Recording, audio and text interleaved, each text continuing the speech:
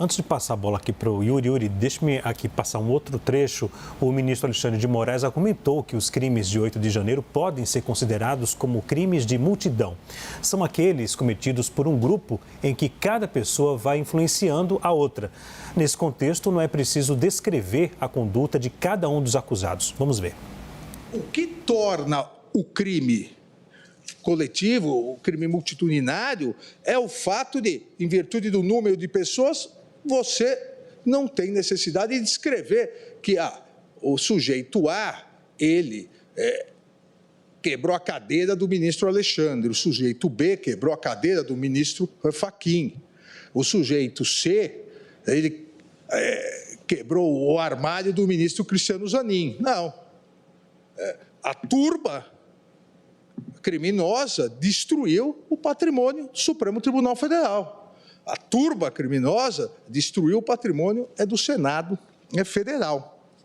E volto a dizer, não há, isso é importante ressaltar, não há nenhuma dúvida no direito penal da existência e dos elementos que constituem esse crime.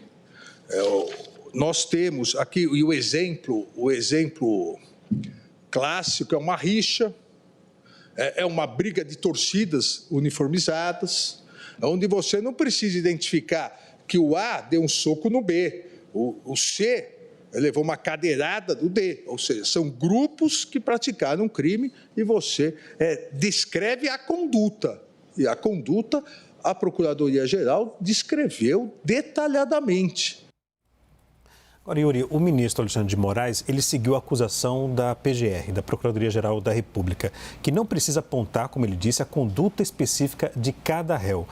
Esse ponto foi questionado, além do primeiro advogado hoje, mas por todos os advogados dos envolvidos.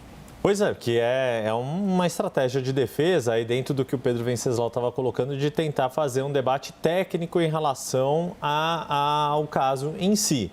O que o ministro coloca, né, ao fazer esse exemplo da briga de torcida, é que o que você precisa fazer é identificar se aquele indivíduo estava no ato criminoso, naquele ato que é considerado criminoso. Então, se não se trata, né, para usar essa mesma analogia de briga de torcidas, pegar todos os integrantes da torcida A, do time A, já que eu e o ministro somos corintianos, pegar todos os integrantes de uma torcida do Corinthians e dizer que eles têm responsabilidade caso uma torcida do Corinthians se envolva numa briga com a torcida do Palmeiras. Não se trata disso. Se trata de identificar qual torcedor do Corinthians estava no momento em que aconteceu uma briga com torcedores de um outro time. E isso foi feito nesta investigação em relação a esses réus. Na verdade, neste caso aqui, como a Clarissa já pontuou, o réu fez um favor aos investigadores, às autoridades policiais, ao estar no local, fazer lives, transmissões, compartilhar em redes sociais que ele estava ali fazendo e dizendo o que iria fazer, né? Inclusive escatologias em relação ao Senado Federal. Então, nesse aspecto, a individualização é identificar o indivíduo estava no local em que aconteceu o crime? Estava. O indivíduo demonstrou que estava interessado em cometer aquele crime, demonstrou que cometeu o crime, foi isso. Não é preciso dizer se ele rasgou a poltrona do presidente do Senado, se ele de fato fez o que ele disse que iria fazer, as suas necessidades fisiológicas ali no Congresso Nacional.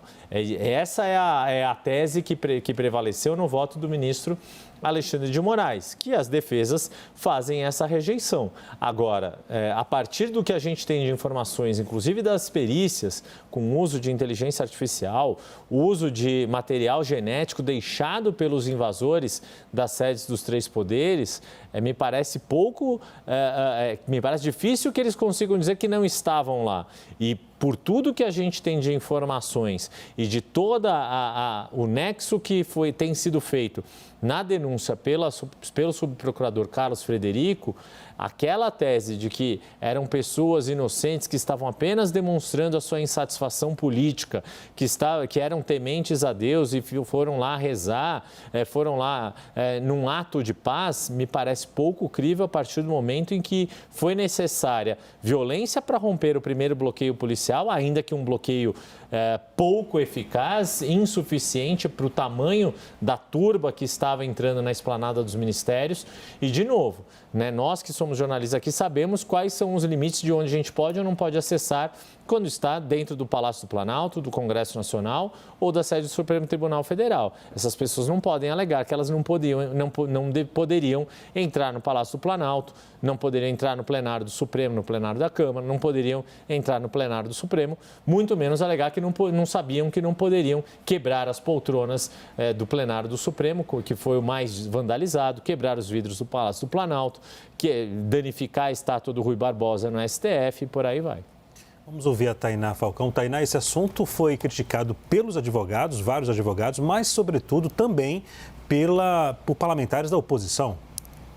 Sim, que é a mesma lógica, né, Leandro? A lógica da defesa, pelo que a gente viu hoje, é a mesma lógica desses deputados, sobretudo os bolsonaristas, que fazem agora, nesse momento, questão de dizer que quem vandalizou, quem depredou tem que ser punido, mas tem que haver uma separação daqueles que, na visão deles, foram só para se manifestar. Me parece que não é um argumento que fica de pé, né? A gente vê que o Alexandre de Moraes, ele faz uma exposição alongada sobre isso e tenta demonstrar o porquê que ele acredita que não dá para individualizar uma responsabilidade e que, na verdade, aquelas pessoas, justamente por estarem naquele ambiente coletivo de manifestação com o mesmo propósito de ir contra a posse do então presidente eleito Luiz Inácio Lula da Silva,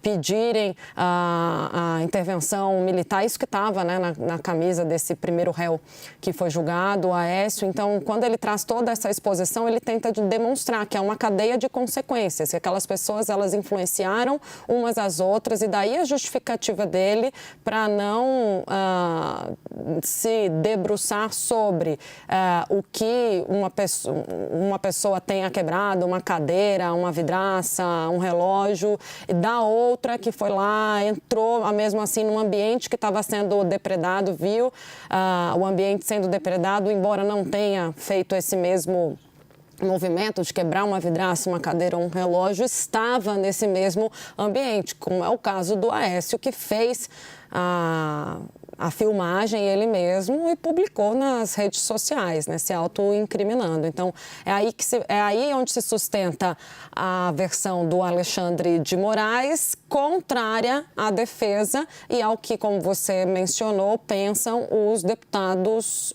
ligados à extrema-direita. Por falar em extrema-direita, o campo político bolsonarista está acompanhando com muita atenção esse julgamento, porque vão acontecer desdobramentos. E desdobramentos de narrativa é uma palavra que está muito surrada, mas é uma palavra que pode ser usada nesse momento. E uma das teorias dos bolsonaristas é que houve uma infiltração e que pessoas ligadas ao PT teriam entrado lá nessa manifestação e incitado as pessoas a invadir o Palácio do Planalto, o Congresso Nacional e o Supremo Tribunal Federal. Seria uma espécie de black blocs infiltrados ali dentro. Então, essa teoria do efeito manada, ela acaba com esse discurso, com essa história de que houve uma tentativa de infiltração. Então, acho que esse é um aspecto importante também.